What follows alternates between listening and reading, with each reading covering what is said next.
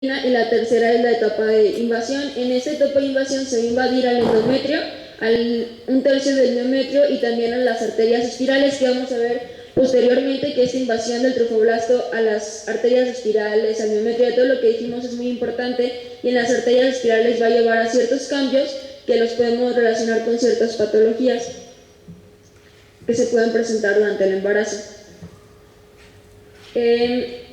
La invasión del sincitotrofoblasto y el citotrofoblasto al interior. Ya dijimos eso. Para que se pueda llevar a cabo una implantación exitosa y también para el desarrollo del epitelio receptivo se requieren de hormonas como la progesterona y los estrógenos.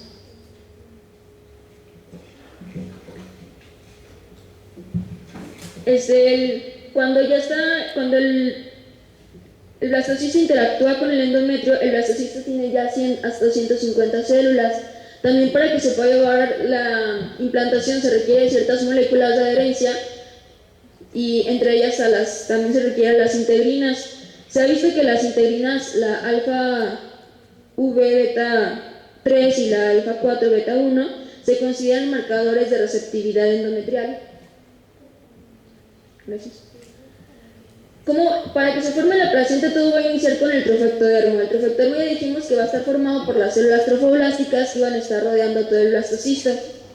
Ya dijimos también que el trofoblasto tiene una gran capacidad de invasión y que esta capacidad de invasión que tiene el trofoblasto es lo que hace posible pues, la implantación de este. El trofoblasto es un órgano endocrino que es muy importante para actividades o funciones fisiológicas de la madre y también para que se mantenga la gestación. ¿Cómo se va a diferenciar el trofoblasto? Cuando estamos en el 8º día, posfecundación, se va a dividir en dos capas, se va a dividir en dos, en el sincitotrofoblasto y en el citotrofoblasto. El sincitotrofoblasto va a estar de manera externa, mientras que el citotrofoblasto va a estar de manera interna. El sincitio va a tener células multinucleadas y sus características o su configuración va a favorecer el transporte a través del sincitotrofoblasto, mientras que el citotrofoblasto son células germinativas. Para el sincitotrofoblasto es el principal componente secretor de la placenta y sus células van a ser mononucleadas. Al término de la implantación, el trofoblasto se sigue diferenciando, de tal manera que vamos a tener el trofoblasto de las vellosidades y el extravellositario. De este van a surgir las vellosidades coriónicas y va a servir para transporte de oxígeno y nutrientes entre la madre y el feto, y el trofoblasto extravellositario va a origen al intersticial y al vascular. El trofoblasto intersticial va a estar como penetrando entre el miometrio, la decidua y a las arterias espirales que habíamos comentado anteriormente. Y el vascular, en vez de estar en el intersticio rodeando lo que ya dijimos o a las arterias espirales, va a entrar a la luz de las arterias espirales y va a provocar ciertos cambios también en ellas. Aquí vemos una imagen de la diferenciación del trofoblasto. El desarrollo embrionario después de la implantación. Al 10º día, el blastocito está completamente rodeado por células trofoblásticas y también vamos a ver que va a haber una masa celular interna que posteriormente es lo que se le conoce como el disco embrionario, que posteriormente va a dar origen al ectodermo y al endodermo, y pues las células trofoblásticas que van a estar rodeándolo todo. Entre las células del disco embrionario y las células del trofoblasto va a estar unas células que van a cerrar un espacio y van a dar origen a la cavidad amniótica. Cuando esta cavidad amniótica es rodeada por mesodermo, se va a formar la vesícula coriónica y la membrana de la vesícula coriónica posteriormente se rodea de mesénquima y da origen a lo que es el corión, que está formado por trofoblasto y mesénquima. Bueno, aquí está una imagen del saco vitelino y amniospermo. Posteriormente al 12º día va a estar la formación de las lagunas dentro del sincitotrofoblasto a partir de sistemas conductos intercomunicantes que atraviesan el sincitotrofoblasto, invaden las paredes de los capilares residuales y pues estas lagunas posteriormente se van a llenar de sangre materna. Se van a desarrollar tallos vellosos primitivos Bueno, los tallos vellosos se van a derivar, van a formarse a partir del citotrofoblasto, de yemas del citotrofoblasto que van a invadir el sincitio trofoblasto, entonces van a dar origen a las vellosidades primarias. También se va a formar el espacio intervelloso, que vamos a ver más adelante, que aquí es donde va a estar toda la sangre materna y posteriormente se va a establecer la circulación fetoplacentaria. La organización de la placenta. Cuando decimos hemocorial, bueno, hemocorial es un término que se utiliza para referirse a la placenta humana y viene de hemo, que es de sangre materna, que baña directamente el sincitio trofoblasto, y corion, que habla de placenta. Las vellosidades primarias se van a distinguir por primera vez al 12º día y estas posteriormente van a dar origen a las vellosidades secundarias. Cuando en las vellosidades secundarias, en su centro mesenquimatoso, comienza a realizarse angiogénesis, entonces hablamos ya de vellosidades terciarias. Al día 15, ya aquí se realiza angiogénesis, aquí ya empieza a haber vasitos, pero al día 15 empieza la sangre materna a ingresar a este espacio intervelloso donde habíamos dicho que donde iba a estar. Sin embargo, es hasta el día 17 cuando los vasos fetales empiezan a ser funcionales. La circulación fetoplacentaria va a concluir entonces cuando los vasos sanguíneos embrionarios se conectan con los vasos coriónicos. Como ya dijimos, las vellosidades van a tener una capa externa y otra interna, la externa compuesta por sincitotrofoblasto, la interna por citotrofoblasto. La placa coriónica definitiva se va a formar de la 8ª a la 10ª semana y esta va a ser posible gracias a la expansión del saco amniótico,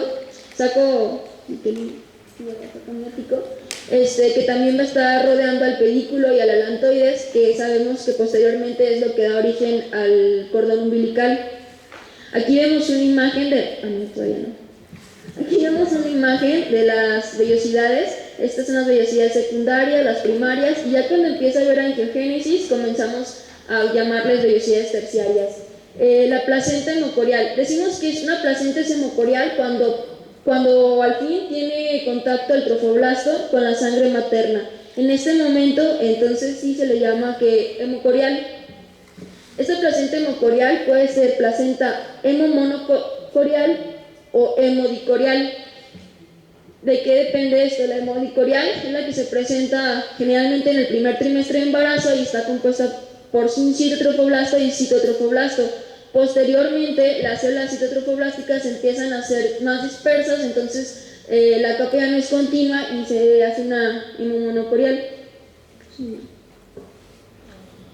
Conforme el blastocisto crece y se expande, un polo se va a proyectar hacia la cavidad endometrial. El polo opuesto va a formar la placenta a partir de células trofoblásticas de las vellosidades y las células de fijación del citotrofoblasto. A la proliferación de las vellosidades coriónicas le vamos a conocer como corión frondoso. Posteriormente, el riego sanguíneo se va a restringir, entonces hay degeneración de vellosidades, las que están en contacto con la ciudad capsular. Esta porción va a convertirse en avascular y va a dar origen al corión liso o leve. Cerca del final del tercer mes, ya la cavidad exocelómica separa el corión leve y al amnios, pero posteriormente estos van a estar en contacto gracias al amniocorión avascular. También, todos sabemos de los linfocitos citolíticos naturales, ya hemos escuchado muchas veces de estos.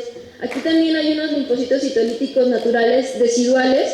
Estos linfocitos se van a diferenciar de los citolíticos naturales que generalmente conocemos y también de los endometriales, puesto que estos no tienen capacidad citotóxica.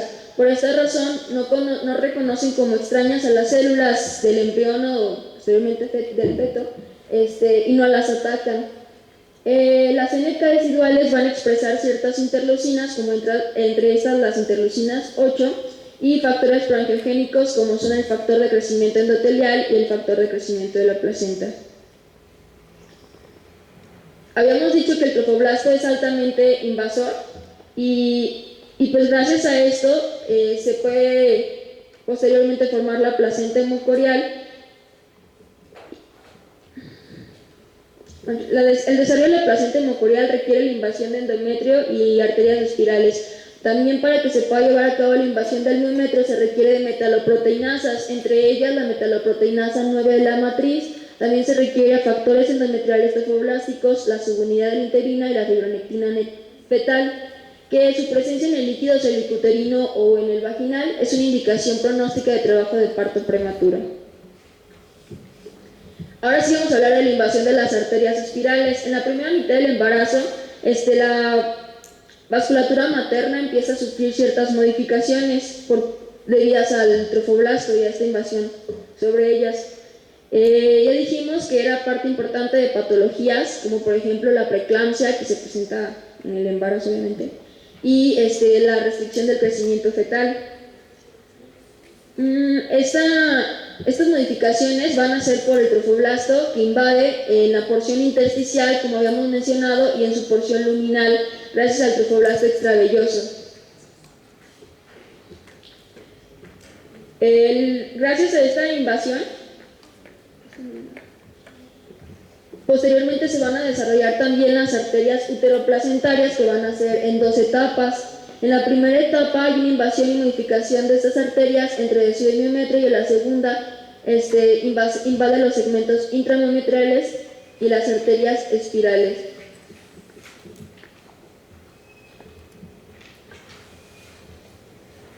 Ya por último de mi parte, al mes posterior a la concepción, la sangre materna ingresa al espacio intervelloso e irriga el sincititrofoblasto ya de manera directa. Posteriormente, estas vellosidades se van a ramificar conforme avanza la gestación. Va a tener unas vellosidades tronculares y especialmente sus ramificaciones, y este conjunto de las vellosidades tronculares y sus ramificaciones es lo que se le va a conocer como lóbulo placentario o cotiledón. Y pues cada cotiledón o cada lóbulo va a estar irrigado por una arteria, que finalmente son ramas de la arteria coriónica, y los lóbulos integran la unidad funcional de la placenta.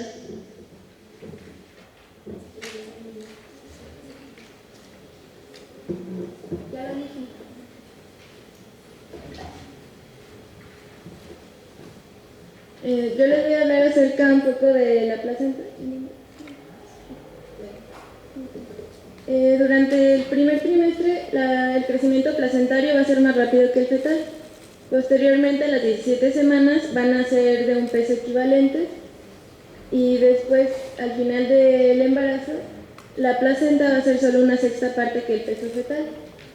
La placenta promedio va a tener un diámetro de 18.5 centímetros, va a medir 23 milímetros de grosor, va a tener un volumen de 497 mililitros y un peso de 508 gramos. Estas cifras son variables ya que hay diferentes tipos de placentas. Los lóbulos o cotiledones, ya lo mencionaba Vali, van a ser superficies convexas ligeramente elevadas. Estas son las unidades funcionales que van a estar provistas cada una por una vellosidad primaria. Esto que se ve aquí pues son los cotiledones, y que es la superficie vista desde la superficie materna. Su número va a variar de 10 a 38, va a ser el mismo durante toda la gestación, y van a estar separados por surcos que no van a ser completos, que van a cubrir los tabiques placentarios originados del plegamiento de la placa basal.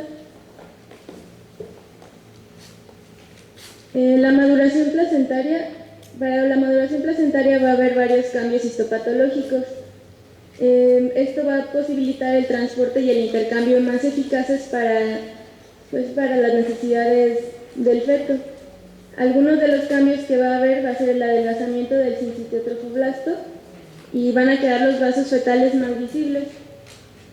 El decremento del citotrofoblasto va a ser cuando las vellosidades van a ir aumentando de tamaño, y el estroma de las vellosidades se va a hacer más denso, las células van a ser más fusiformes y más empaquetadas.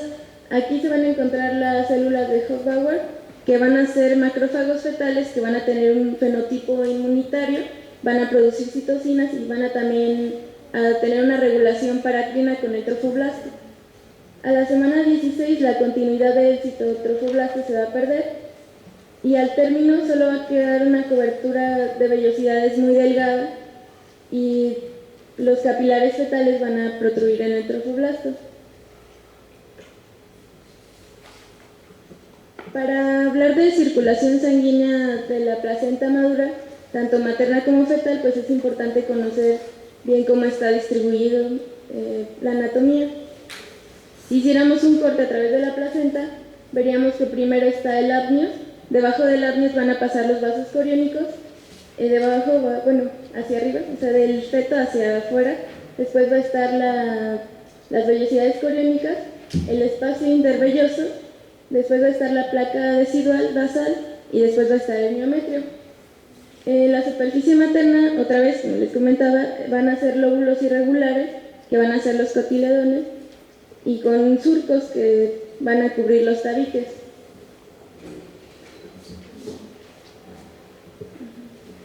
Aquí están nuevamente las capas, pues sí, de las distintas capas.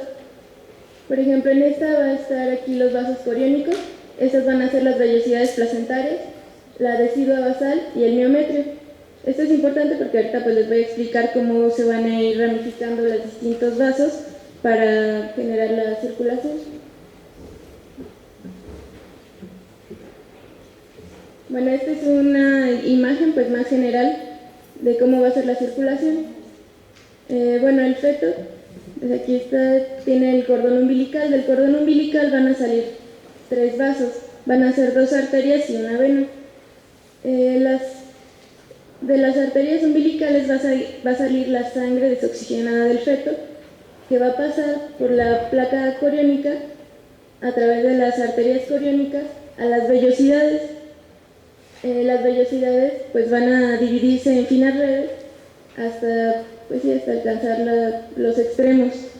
De la madre va a venir pues la sangre oxigenada, que va a venir por las arterias uterinas, después las arterias espirales, y se van a juntar aquí en el espacio intervelloso donde está la barrera hematoplacentaria, y va a ocurrir el intercambio de nutrientes y gases.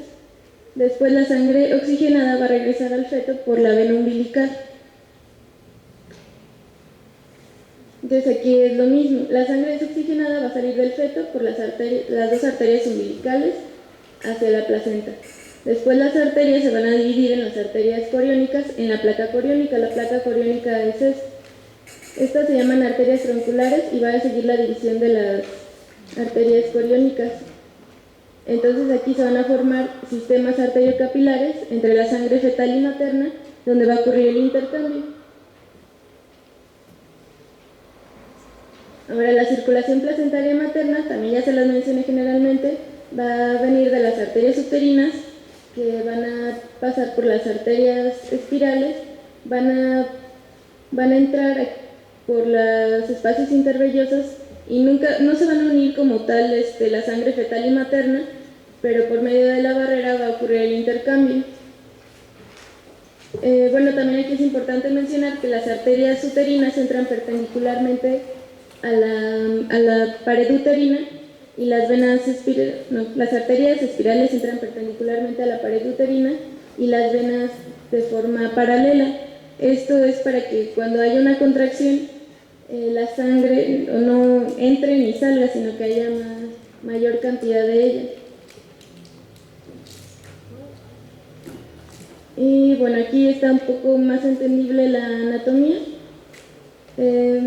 Pues aquí está la vena umbilical, pasa a la placa coriónica, están las arterias coriónicas. Aquí está la arteria espiral y las venas espirales. Aquí pasa la sangre, dice que pues depende de varios factores, como la presión la presión arterial, la presión intrauterina, entre otras cosas. Pasa a chorros aquí al espacio intravelloso, y pues aquí ocurre el intercambio y después regresa por las venas espirales. Se dice que la placenta no va a mantener una integridad absoluta de las circulaciones fetal y materna, o sea, va a existir un tráfico de células entre la madre y el feto.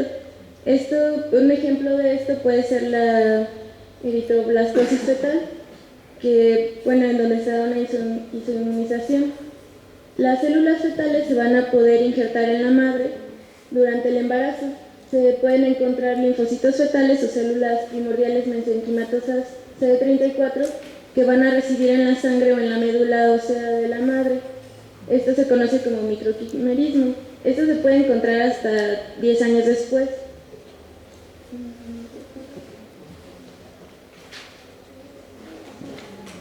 Lo que provoca trastornos autoinmunitarios. Decía que tal vez esto explicaba la relación que había mayor de trastornos inmunes de mujeres a hombres. Y bueno, está relacionado con tiroiditis linfocítica, la esclerodermia y el lupus. Con respecto a la inmunología de la placenta, muchos se habían estado preguntando por cómo es que el feto puede sobrevivir dentro de la madre si pues nuestro organismo pues rechaza todo lo extraño que entra. Entonces pues se dieron cuenta que había una peculiaridad inmunitaria de las células que intervienen tanto en la implantación como en el desarrollo del feto. Estas son las linfocitos citolíticos naturales residuales, que son las que mencionaba Odalis, que su abreviatura es UNK, que son las citolíticos uterinos, las células del estroma decidual y las invasoras del trofoblasto que poblan la decidua. El complejo mayor de histocompatibilidad tipo 1 y tipo 2 no se encuentra en las células del trofoblasto, en las vellosidades, pero sí se encuentra el tipo 1 en las células extravellositarias invasoras del citotrofoblasto. Aquí pues se encuentra el HLA de tipo G. Les voy a hablar un poco acerca de estas células, que son los linfocitos citolíticos naturales uterinos, o UNK. Van a tener su origen en la médula ósea de la madre, van a tener el mismo linaje que las natural killers. Al final de la fase lútea, si no hay una fecundación durante el ciclo ovulatorio, estos núcleos de estas células se van a desintegrar. En cambio, si hay una implantación, van a persistir en grandes números desde la decidua. Es la población que va a ser la mayor de leucocitos. La infiltración va a aumentar cuando aumenta la progesterona, la interleucina 15 y la prolactina. Van a tener pues varias funciones. Van a regular la invasión del trofoblasto principalmente. Van a secretar un factor estimulante de colonias de macrófagos y granulocitos. Este va a actuar para detener la apoptosis del trofoblasto, pero no para promover su replicación. O sea, esto solo va a regular la invasión, sino para que sea suficiente para que el feto siga creciendo, pero que no sea pues, dañina o inmunogénica. La expresión de los factores angiogénicos, también se puede decir que pues, los linfocitos también ayudan en la participación de una remodelación vascular de la decidua. Y bueno, se van a encargar especialmente de una inmunovigilancia. Y bueno, aquí están las células que se van a ir encontrando.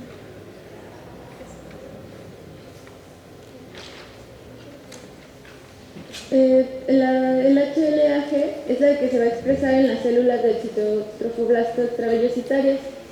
Se ha visto que el HLA-G tiene una función inductora de tolerancia. O sea, estas van a proteger al feto y van a ser reconocidas por las UNK. O sea, esto es lo que van a expresar, que no va a ser inmunógeno para que la madre rechace al feto. Y bueno, normalmente aumenta la isoforma 2, que es una isoforma soluble, y se dice que pues para que haya una implantación, por ejemplo cuando realizan in vitro, tiene que tener esta forma soluble para que pueda implantarse el embrión. Y se ha visto que si hay una expresión anormal de esta en mujeres con preeclampsia. Les voy a hablar un poco también acerca del apneus. El apneus va a ser una membrana vascular fetal que va a ser la más interna, va a ser muy dura, va a ser flexible, va a ser próxima al líquido amniótico y va a proveer casi toda la fuerza tensil de las membranas fetales. No va a tener ni músculo liso, ni nervios, ni vasos sanguíneos, ni linfáticos. Va a tener 5 capas, que va a ser el epitelio, es un epitelio cilíndrico cúbico. va a tener una membrana basal, una capa compacta, una capa fibroblástica con células mesenquimatosas y una capa esponjosa que es relativamente acelular. El desarrollo, pues primero empieza en etapas tempranas de la implantación, va a estar entre las células del embrión y el trofoblasto, ahí se va a dar el crecimiento y se va a poder identificar al séptimo o octavo día. Primero va a empezar como un pequeño saco, una pequeña vesícula, después un pequeño saco donde el embrión pues se mete y posteriormente empieza a crecer alrededor de esto. Va a tener pues dos tipos de células especialmente, que son las de la capa epitelial y la capa fibroblástica o mesenquimatosa. Las capas del epitelio amniótico, la superficie apical del epitelio va a estar repleta de microvellosidades. Aquí va a ser el sitio donde de transferencia entre el líquido amniótico y el apneo. Van a tener varias funciones, van a sintetizar el inhibidor hístico de la metaloproteinasa 1, la prostaglandina E2, la fibronectina fetal, la interleucina 8, los péptidos vasoactivos, que pues estos también van a regular el tono vascular, el péptido natriurético cerebral, las RH, péptidos relajantes del músculo liso. Al producir prostaglandinas, se dice que también participan en la vía final del inicio del trabajo de parto, ya que pues estos ayudan a que cambie la estructura de las membranas del cuello uterino al producir las prostaglandinas y las interleucinas.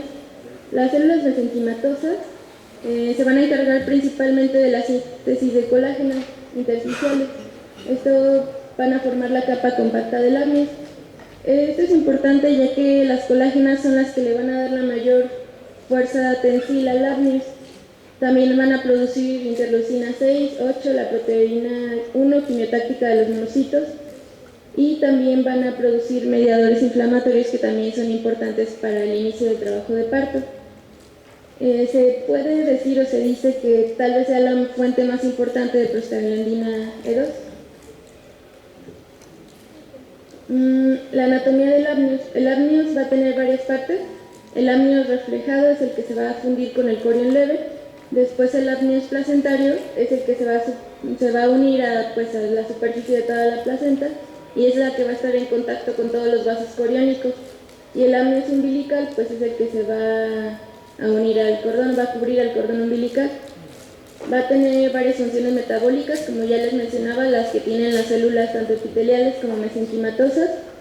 Van a transportar solutos y agua para la homeostasis del líquido amniótico. Van a producir los compuestos bioactivos que les mencioné en la diapositiva anterior y van a responder a la distensión mecánica tanto aguda como crónica.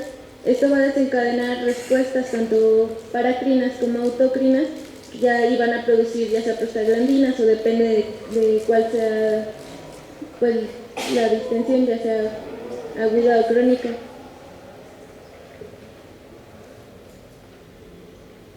El líquido amniótico al término de la gestación aproximadamente va a tener un volumen de 1000 mililitros.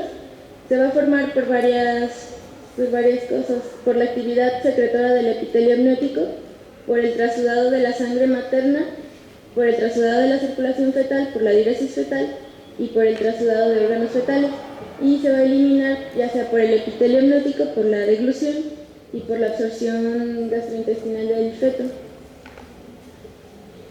El cordón umbilical va a provenir del saco vitelino y de la vesícula umbilical, esto lo mencionaba Odalis en las primeras diapositivas. Se va a extender desde el ombligo hasta la placenta o placa coriónica. Va a tener un exterior color blanco mate, va a ser húmedo y va a estar recubierto por apneos. Su diámetro va a ser de 0.8 a 2 centímetros y van a tener una longitud promedio de 55 centímetros, pero puede variar, se dice que va desde 30 hasta 100 centímetros. La matriz extracelular va a ser un tejido conjuntivo altamente especializado, este se conoce como gelatina de Wharton. Va a tener 3 vasos umbilicales pues al término, ya que en un inicio van a ser 2 venas y 2 arterias.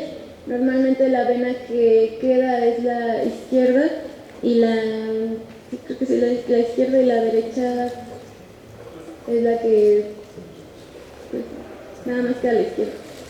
La anomalía vascular más frecuente va a ser la ausencia de una arteria umbilical, se va a relacionar con malformaciones fetales y pues a veces va a haber plegabilidad y tortuosidad de los vasos. Esto es porque los vasos son más largos que el cordón y se van a crear como nudos falsos que normalmente pueden ser varices. Entonces aquí está lo que les decía, están las dos arterias y los dos venas umbilicales. La vena umbilical izquierda es la que se queda y las dos arterias. La vena va a tener mayor diámetro que las arterias. Y pues, como les mencionaba, las arterias pues, son las que van a llevar la sangre desoxigenada a la placenta y la vena es la que va a traer la sangre oxigenada de regreso. Bueno, la vena umbilical va a pasar por va a tener dos formas de llegar hacia el feto. Bueno, más bien las arterias. Sí, la vena umbilical pasa por el conducto venoso, que es el ductus venoso, y después a la vena cava inferior. Este va a ser la de menor resistencia, o sea, va a pasar más sangre por esta vía. Otra vía es la vena umbilical, que pasa a la circulación hepática, que pasa a la vena hepática y luego a la cava inferior. Esta va a estar regulada la presión por el nervio vago. La sangre del feto, pues también como les mencionaba, sale a través de dos arterias umbilicales que van a ser ramas anteriores de la arteria ilíaca interna, y pues los vestigios de estos son los ligamentos umbilicales, ya que el feto nace, pues son estos los vestigios. Los vasos contenidos en el cordón van a girar, pueden girar ya sea a la derecha o a la izquierda. Normalmente giran a la izquierda en un 50-90% de los casos. Y bueno, esto es para prevenir el plegamiento de los cilindros huecos sujetos a torsión. No van a ser espirales completamente, sino que se dice que son hélices. Y normalmente va a haber 11 hélices en un cordón. Aquí pues se puede observar. Y pues aquí está igual la vena umbilical y las dos arterias.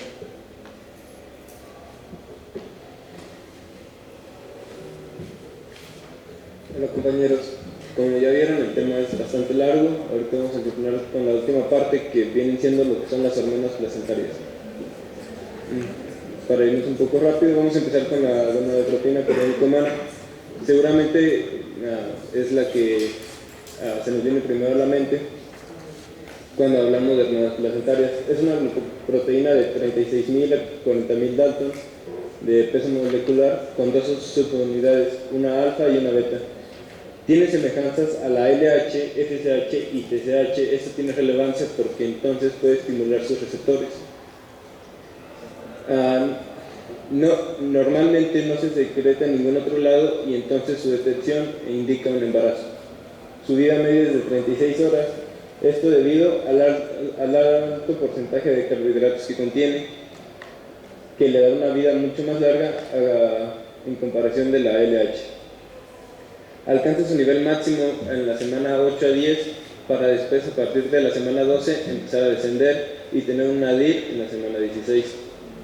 Sus funciones son la de rescate y mantenimiento del cuerpo amarillo. ¿Eso para qué? Para mantener los niveles de progesterona inicialmente. Estimula a las células de Leydig para la producción de testosterona. Esto va a ser muy importante para la maduración de los órganos sexuales masculinos. Se une a los receptores TSH y puede estimular a la tiroides. Y finalmente promueve la secreción de relaxina. Para continuar está el lactógeno placentario. Es una cadena polipeptídica con un peso molecular de 22.279 Daltons. Cuenta con 191 aminoácidos y es muy parecida a la hormona HCG. Se puede detectar a partir de la segunda o tercera semana de gestación y sus niveles aumentan a la par de la masa placentaria, alcanzando unas cifras máximas a la semana 34 a 36. Es la hormona con una producción más alta en el cuerpo humano, llegando a producir hasta 1 gramo al día. Entre sus funciones está la lipólisis materna, una acción insulínica o diabetogénica y angiogénica. Estas funciones vienen muy relacionadas para el desarrollo fetal y para mantener unos porcentajes altos de de energía en el feto. Continuando con la ACTH, es una hormona polipeptídica encargada de estimular a la corteza suprarrenal, especialmente en los fetos, como vamos a ver un poquito más adelante. Se produce en una zona reticular y permite además la producción de DHEA, que va a ser un precursor del estradiol. El cortisol además estimula por retroalimentación positiva a la producción de ACTH por medio de la estimulación de CRH. Es especialmente importante para la maduración pulmonar y ahorita les vamos a explicar también por qué en el momento del parto. Bueno, aquí tenemos un poquito de cómo es la cadena para estimular la producción de ACTH. Primero hay la CRH placentaria estimula la pituitaria en el feto, que va a producir ACTH. Esta ACTH va a estimular a las glándulas suprarrenales, que van a producir el cortisol, y el DHEAS, que va a ser un precursor para producir los estrógenos. Estos estrógenos después irán a la circulación materna. Aquí tenemos un poco de cómo aumentan los niveles de la hormona gonadotrópica coriónica, de la prolactina y de la CRH, que va a producir la ACTH. El primer pico es de la hormona gonadotrópica. Después el segundo pico, un poco más constante, que va a llegar a su máximo en la semana 36, es del lactógeno placentario. Y finalmente la hormona liberadora de corticotropina va a tener un pico ya hasta el momento del embarazo. Esto se cree para estimular las contracciones uterinas en el trabajo del parto. Para continuar rápido con otras hormonas, porque eran bastantes, vamos a hablar un poco de la relaxina. Se expresa en el cuerpo amarillo, la deciduo y la placenta. Su aumento se observa en etapas tempranas y esto se atribuye para evitar un aborto espontáneo, debido a que promueve el relajamiento y la movilidad del útero durante las etapas tempranas. Además de que tiene funciones posparto de la matriz extracelular y ayuda a que los ligamentos sean un poco más flexibles en el momento del parto, para que el feto pueda salir. La variante de la hormona de crecimiento es una hormona que se produce dentro de la placenta y es muy parecida a la hormona de crecimiento humana. Difiere solo en 15 aminoácidos, se sintetiza en el sincítio trofoblasto y aparece a partir de la semana 21-26 para aumentar su concentración de manera gradual hasta la semana 36. Tiene funciones muy parecidas a la hormona de crecimiento. Además, la placenta es capaz de producir hormonas similares a las hipotalámicas. En la estimuladora de gonadotropinas actúan para regular la producción de hormona gonadotrópica coriónica por parte del trofoblasto. Además, como ya dijimos, CRH va a estimular la producción de ACTH. Su concentración va a aumentar de 5 a 10 piquimoles hasta llegar a 500 piquimoles en las últimas semanas del embarazo, para tener todavía un pico mayor al momento del trabajo del parto. Actúa a través de dos receptores que se encuentran en el trofoblasto, en el corion, en el amnios y en la decidua. Como ya les dije, regula la secreción de ACTH, estimulándola en la pituitaria del feto. Además, induce la relajación del músculo liso y se cree que la producción de ACTH puede inducir las contracciones mioneurales. Sin embargo, el Williams mencionaba que aún no era algo seguro, pero se creía debido a que aumentaba la formación de prostaglandinas. La grelina realmente no se conoce su función. Otras hormonas, tenemos a la leptina, que ayuda a disminuir la ingestión de alimentos a través de un receptor hipotalámico. Se cree que regula el crecimiento óseo y la función inmunitaria. Además, inhibe la apoptosis y promueve la proliferación del trofoblasto. El neuropéptido Y, mencionaba el libro, que es un péptido de 36 aminoácidos y se secreta y en la placenta genera la secreción de CRH. La inhibina, por otro lado, es una glucoproteína que actúa para inhibir la secreción de FSH a nivel hipofisiario y se produce por el testículo y el cuerpo amarillo. Normalmente su función está en suprimir la ovulación durante la gestación. La activina tiene una relación estrecha con la inhibina y su receptor se encuentra en la placenta y en el apneo. Su concentración aumenta únicamente durante el trabajo de parto. Para continuar, tenemos aquí a la progesterona, que hasta la semana número 8 va a ser producida por la placenta. Previo a esto, como ya les había mencionado, se secreta por parte del cuerpo amarillo. Se encarga, su tasa es de aproximadamente 250 miligramos al día, que es bastante alta, y se sintetiza normalmente a partir de colesterol. El colesterol se convierte en pregnenolona y después se pasa a ser progesterona. Utiliza una enzima limitante, sin embargo, esta no se va a encontrar hay una enzima limitante que evita la producción de colesterol. Entonces, normalmente la progesterona que se produce dentro de la placenta va a ser generada a partir de colesterol materno externo. Es metabolizada por la 5-alfa dihidroprogesterona y la desoxicorticosterona. Los estrógenos se producen mediante precursores sanguíneos esteroideos de las glándulas suprarrenales, materna y fetales. Para el momento del embarazo se han multiplicado hasta 1000 veces en comparación del ciclo ovárico. Hasta la semana número 7 de gestación se producen en el cuerpo amarillo para después ser producidas por la placenta. Mientras que en el ovario se sintetizan a partir de las células de la teca y de la granulosa, en la placenta esto no va a ser posible debido a que no va a haber esta enzima que se encuentra aquí, que es CYP17. Esto entonces va a generar que se busquen otros precursores, y esto ya se los había mencionado un poquito antes, que son generados por las glándulas suprarrenales fetales, que es la dehidroepiandrosterona y su sulfato. Okay. Rápidamente, el sulfato hay niveles más altos, y esto se debe a que tiene una vida media más larga. Este se va a convertir en androstenidiona. La androstenidiona se va a convertir en estrona debido a una aromatasa, y finalmente la estrona se va a transformar en estradiol por acción de la 17 beta hidroxiesteroide tipo 1.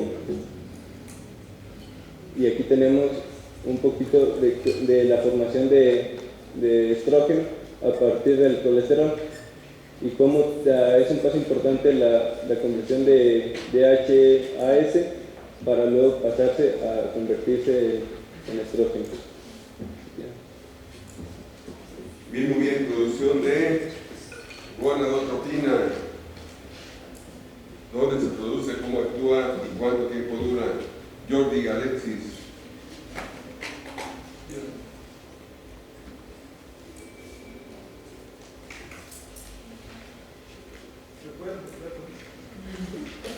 Bien, ¿qué hace la dehidroepiandrostenediona? ¿Dónde se produce y para qué sirve? Lo estamos viendo ahorita.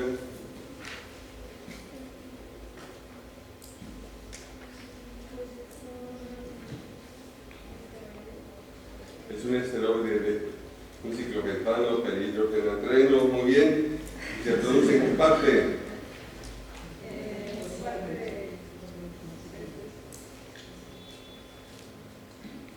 ¿Dónde? Ahí lo estamos. Lo vieron y lo oyeron. Dehidroepiandrostenediona fetal. Si le tocan en las adrenales fetales. Bien, una adrenal fetal, ¿en qué parte? La adrenal fetal tiene núcleo y corteza. El núcleo produce. ¿Quién produce? ¿Qué hace? Catecolaminas. La corteza, zorrilla, tiene 3 capas. glomerular, fascicular y reticular. Bien, ¿qué produce cada una? La glomerular produce los mineralocorticoides, la fasciculada los glucocorticoides y la reticulada los andrógenos. Los andrógenos, ahí está, produciéndose el dehidroepiandrostenediona. ¿Y para qué se produce? A la semana 14 aparece 12-14. Y cuando aparece la beta-HCG, se aplana y desaparece. ¿Por qué? Bueno, ¿para qué se produce? La dehidroepiandrostenediona de la capa reticular adrenal crece tanto la adrenal que cuando la tocan y en el trabajo de parto están traccionando por la espalda al feto, si lo aprietan mucho le causarán un hematoma retroperitoneal, ocupa toda la fosa retroperitoneal por su función productora de dehidroepiandrostenediona que sirve para producción de estrógeno materno. Muy bien, la progesterona, producción de progesterona materna en la placenta. De esta manera, cuando la placenta es capaz de producir su propia progesterona, desaparece el eje citotropoblasto, gonadotropina, cuerpo lúteo, progesterona. Por eso la caída súbita de a la semana 12 de la HCG. Son las 8 en punto. Nada más díganme, producción de líquido amniótico, ¿dónde se produce? ¿Cómo circula? ¿Cómo se reabsorbe? Sergio Arturo Landeros, no vino. ¿Qué es el líquido amniótico? Composición química.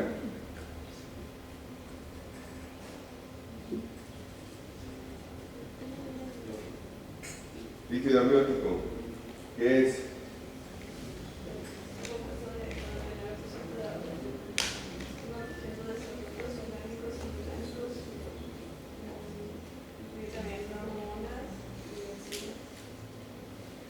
Bien, solutos, bien. Tiene cloro, sodio, potasio, ¿cuántos miliequivalentes de cada uno? ¿Cuál es el pH? ¿Nadie se acuerda? Bueno, dígame, en un examen de suero por los valores normales en los electrolitos del ser humano, lo den todos los días, ¿cuál es el valor medio de sodio? Igual que, bien, cloro.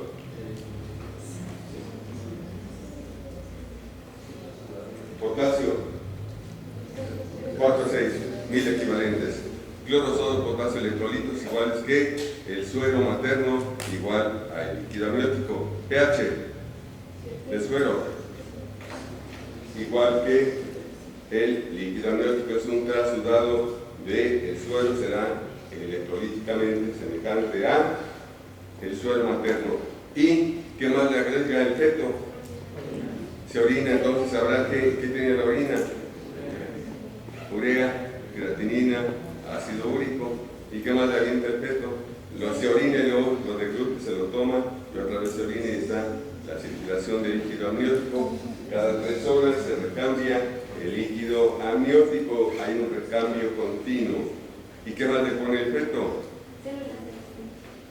Lo oigo. Células naranjas que se tiñen con hematocelina y eosina, lánugo. ¿Y qué más?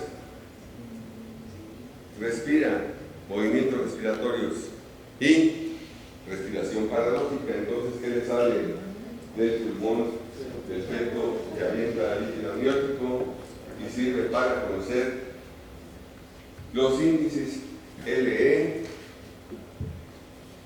y de maduración fetal? ¿Cuáles son los neumocitos 1, los neumocitos 2? ¿Cómo se llama?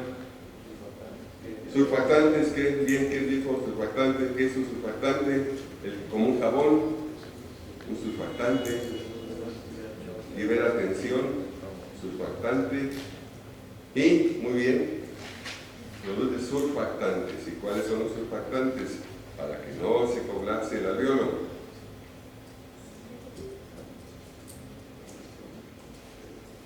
lecitina, esfingomielina y fosfatidilglicerol, relación 2:1.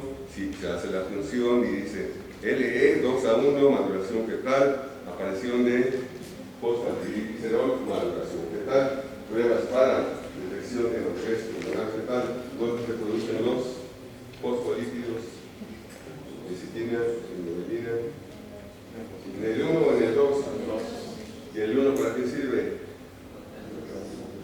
Veamos, ciclo 1 es. Y el 2 es. Bueno, ¿qué hacen? El 2 sirve para fabricar surfactantes y el 1 es el estructural. Bien, 8 en punto. ¿Algún problema en votaciones? Guardias. ¿Todo funciona? Me falta que me traigan el teléfono y el WhatsApp de su profesor, porque están votando. Ya dieron de alta como invitado a su profesor. Ya lo enseñaron a que baje el programa y que lo vean. ¿Sí? Porque este programa es de autoaprendizaje. El programa es lineal. Están todos los temas ahí. Si un día les toca, hoy les va a tocar preeclampsia, ese día abren el tema lineal, que es preeclampsia, y aplican el tema.